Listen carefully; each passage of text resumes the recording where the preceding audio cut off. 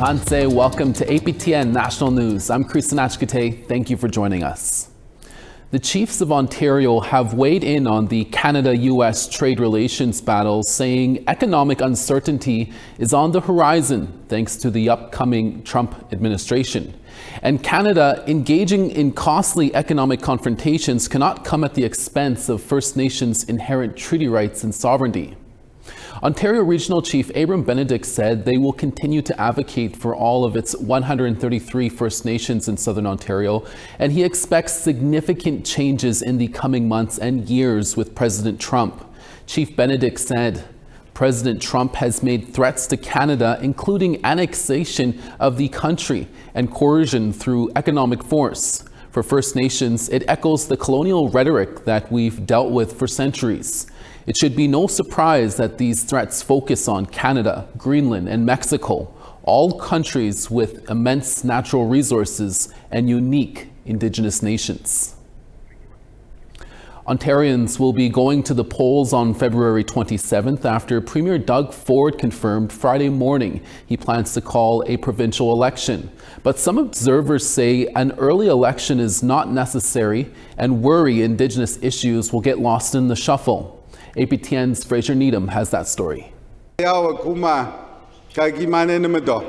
MPP Saul Mamakwa says the Conservatives' early election call shows a government out of touch with the communities it serves. There's so much happening, so many needless deaths, unnecessary suffering, boil water advisories, and we have a crisis of our own in the north. And I think is a provincial election necessary? No. Belton Coburn is a McGill University professor who follows both Indigenous issues and Canadian politics closely. He says Doug Ford's argument that he needs a mandate to fight threatened tariffs from U.S. President Donald Trump holds little water. But he uses the rhetoric that I need a strong mandate. Well, this is international affairs being led at the national level between Canada and the United States. Of course, the premiers, as part of Confederation, want to play a part in it.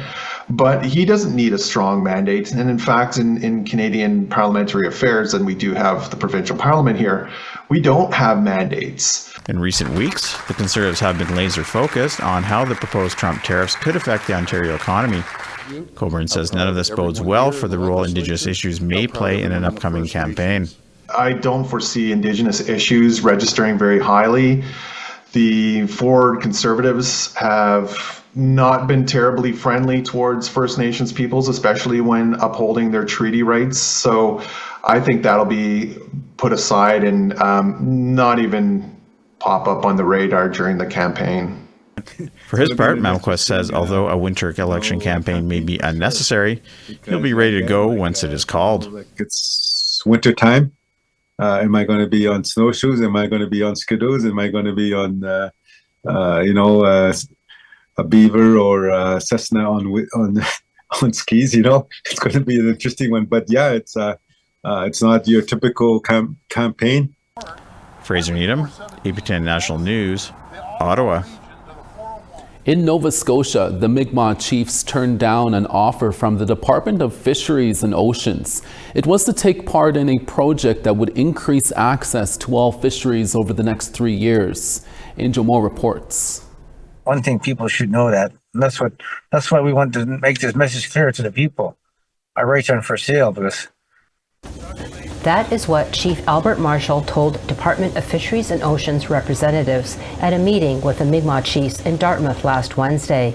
The chiefs of all the 13 Mi'kmaq communities rejected to be part of DFO's $259.4 million project to increase fishing access and reach long-term collaborative agreements with all 34 nations in Atlantic Canada.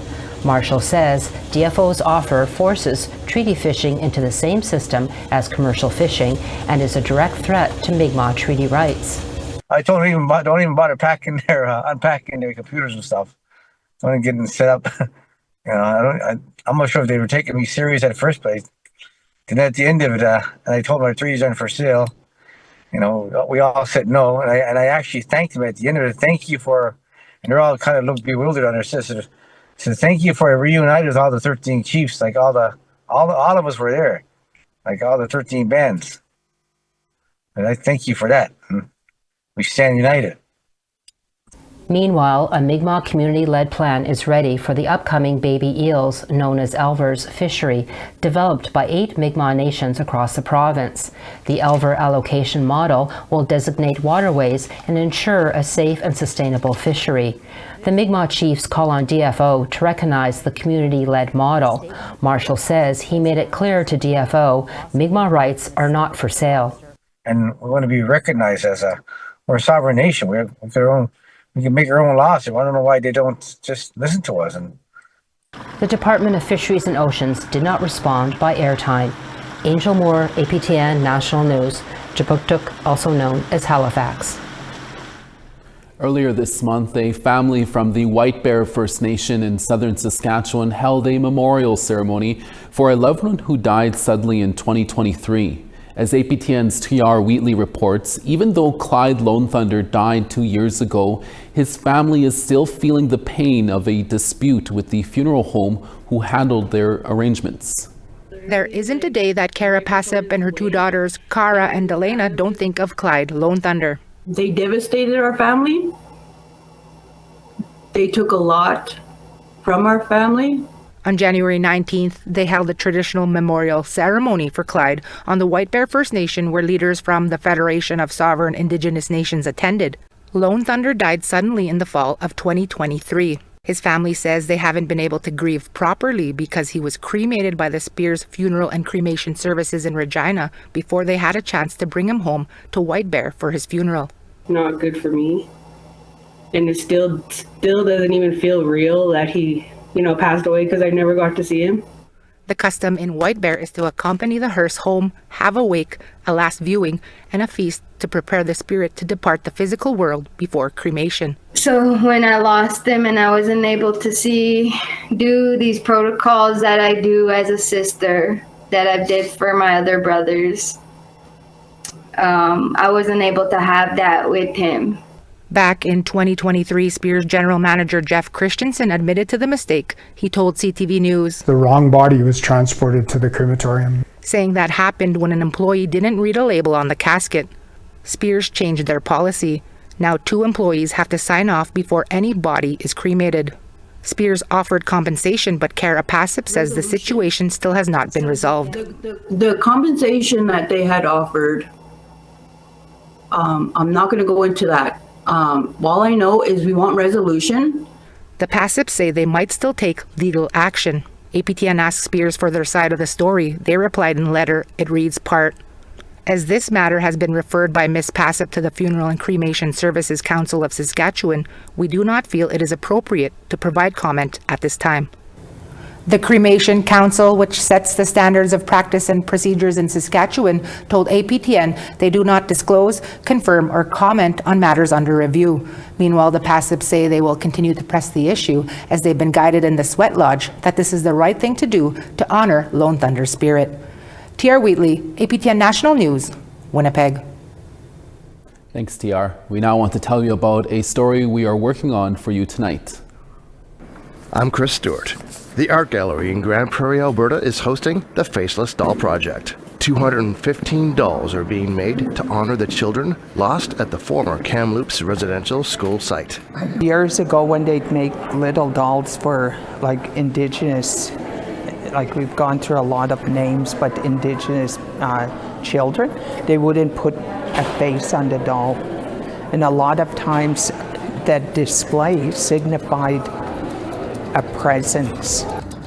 On tonight's APTN National News.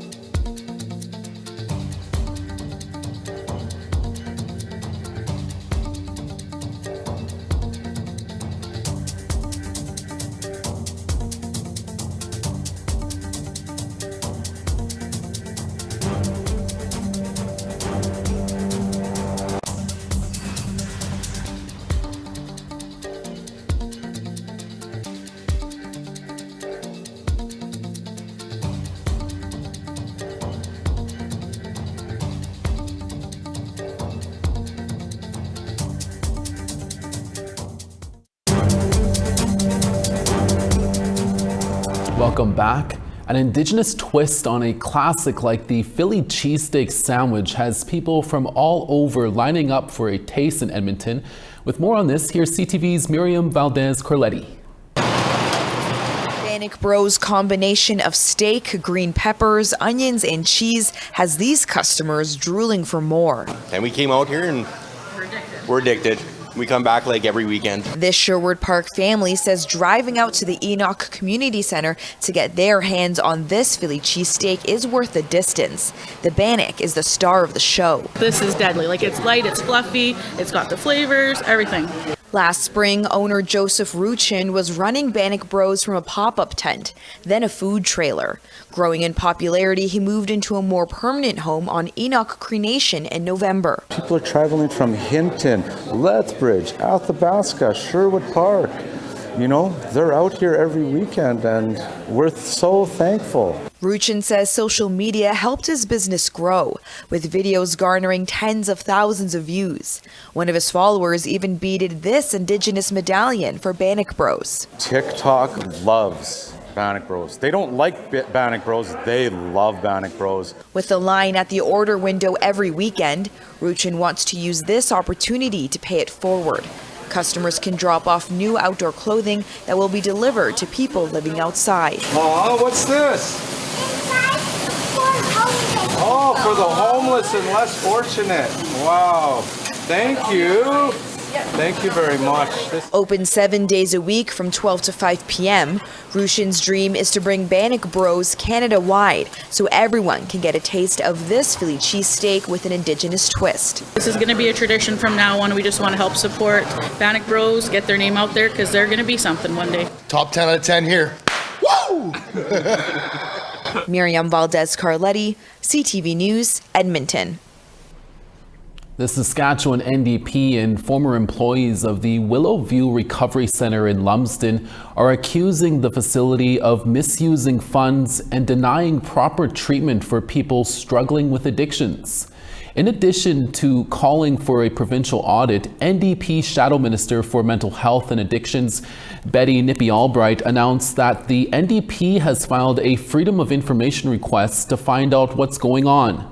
The 60-bed Willowview Recovery Centre was set to open in early 2024, but by 2025, it still hasn't accepted inpatients. Former staff say the facility offered only virtual and day programs before finally admitting 5 inpatients just this week. Mandy Chalice, the former senior admissions coordinator of the centre, resigned last September. It started off great, of course, because I was enthusiastic and excited for a change. They offered culture. They also offered a holistic approach to mental health and substance use. I quickly realized that culture was not important to them. I myself felt like I was a token Indian.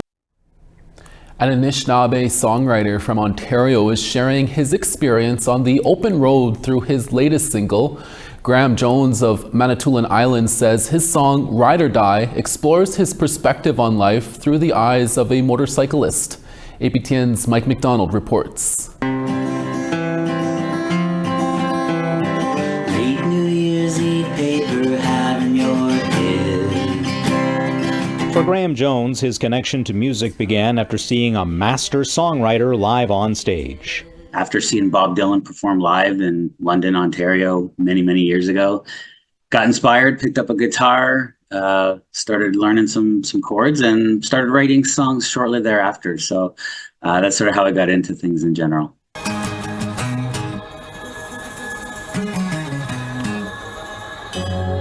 My mama swears we all go to heaven.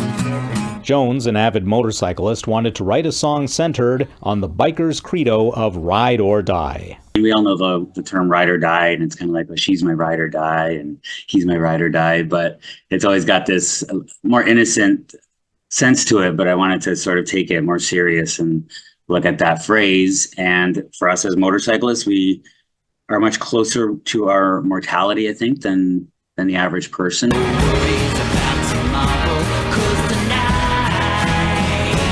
Ride or die. Jones says the song, which he wrote during a trip to Mexico a couple of years ago, is essentially about risk and reward. You know, for me, the freedom and the experience of it is something that, you know, it's worth the risk. There's always a risk to things, risk to many things. But yeah, the sheer joy of riding is something that I would rather do than not do it and go to my grave and say that I didn't do something that I really wanted to and that made me feel alive. Skeleton girls with the pockets wet. Sea monsters, wooden horses. Jones says music genres are more fluid than ever before and that it's hard to categorize his sound. It's kind of like roots rock or indie rock, folk rock. It's definitely got a rock base to it. And then, you know, there's a little bit of country. There's a little bit of that old folk music. There's blues in there too. So, you know, and it's pretty much all based around my acoustic guitar. So that's, again, why I like to use that folk moniker. But yeah, I would say folk rock is a pretty good definition.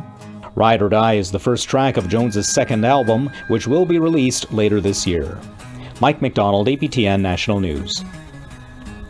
We now want to tell you about our results of last week's web poll questions. Over on our website, we asked, should children sing God Save the King in schools? 77% voted saying they do not support the idea of singing God Save the King. 12% said they support it, 9% were indifferent, and 2% were unsure. Our second question we asked, would tightening the Canada-U.S. border negatively impact Indigenous communities? 44% voted yes, 30% said unsure, and 26% had voted no. And our third question we asked, are you concerned about U.S. tariffs on Canada's economy? 59% had voted they were very concerned, 27% had voted they were somewhat concerned, 12% had voted not concerned, and 2% were unsure. Thank you all to who voted. Head over to aptnnews.ca to see our latest web poll questions along with our latest stories from APTN News. The residential school documentary Sugarcane just got a huge Oscar nod. We'll speak with the co-directors about the documentary when we come back.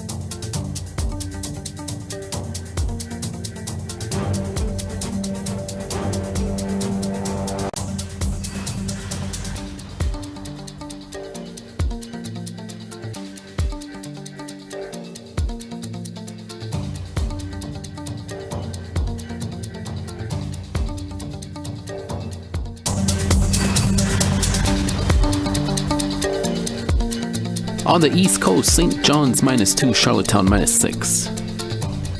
Happy Valley, Goose Bay, -14, Cartwright, -8. Quebec City, -3, Montreal, -2.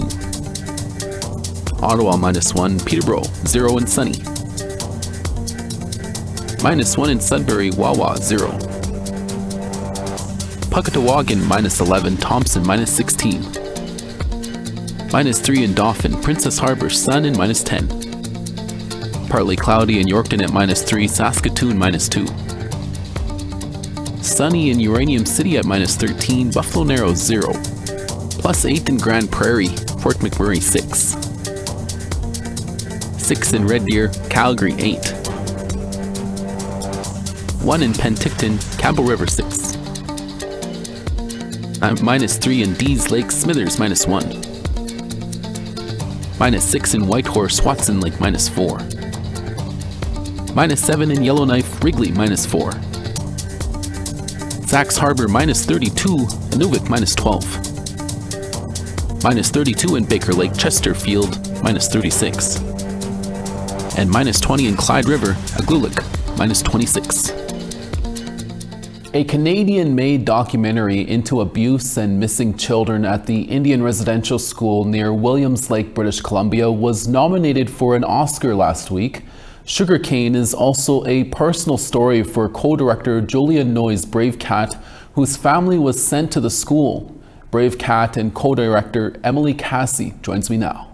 Emily and Julian, thank you so much for talking to us. Let's start with you, Emily. How does it feel to now be an Oscar nominee? Oh, man, we are just so deeply grateful that the story is getting this kind of platform. You know, this is obviously a story that survivors have been, you know, fighting to tell. And I'm just feel so lucky that I could be a part of it finally being heard. You know, our team has put a lot of heart and work into this project, and so for it to be recognized on this level means a lot for a lot of people, and of course the Williams Lake First Nation and the folks at Sugarcane, whose story this really is. That's great to hear. And Julian, this is a part of a personal project for yourself. Can you tell us about that and how it feels to be recognized by the Academy for it? Well, firstly, Kristen, it's great to see you again after, you know, being beside you in the Vatican while we were, you know, both reporting on the apology to residential school survivors. You know, this interview itself was a really full circle moment in a broader sense of our Indigenous community.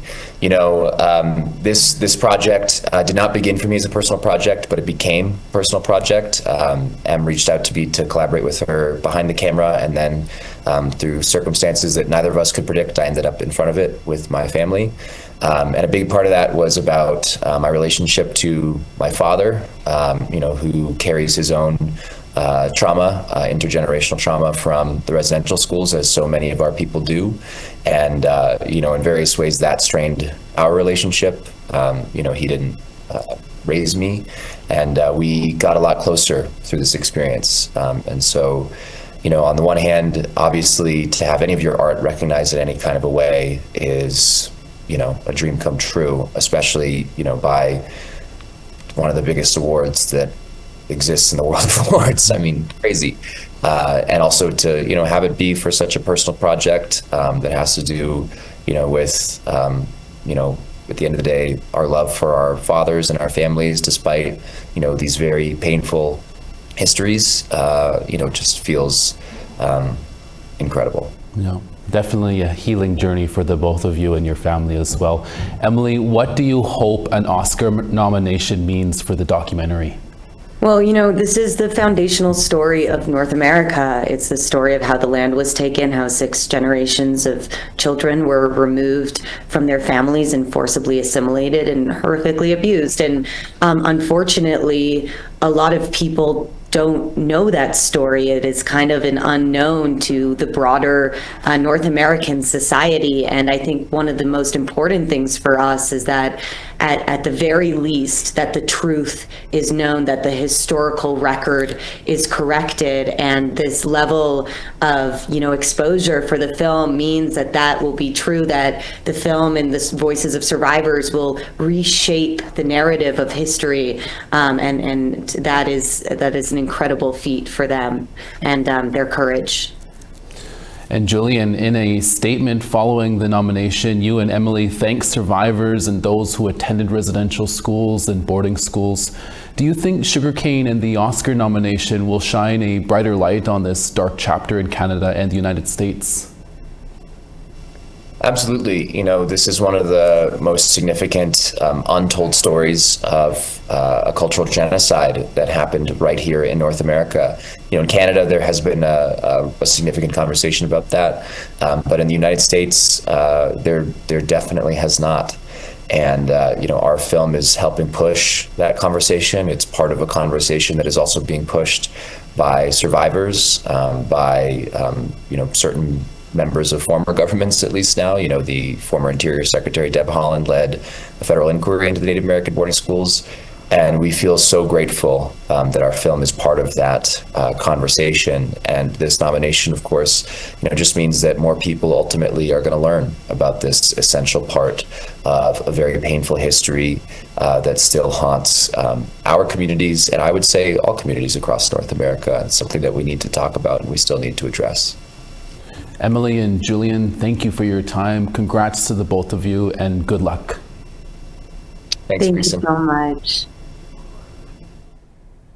And that's your daytime newscast for this Monday, January 27th. We're back with more stories for your evening newscast. We'll see you back here in a few hours.